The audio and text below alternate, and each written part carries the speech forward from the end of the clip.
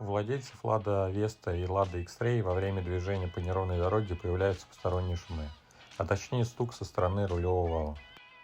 Проблема может возникнуть как на новом автомобиле, так и с большим пробегом.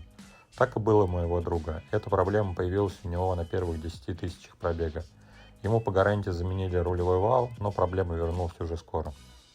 Решением стала установка ремонтного хомута. Он состоит из двух частей, крепится за счет болта с гайкой, но самое важное — это каучуковый уплотнитель, который гасит вибрацию. Было несколько вариантов этого ремкомплекта, но все они были или неудобные в установке, или слишком тонкие, не вызывали доверия в продолжительности работы.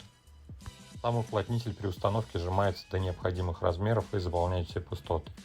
Установка занимает буквально пару минут. Для этого не нужно специального инструмента или разбора автомобиля.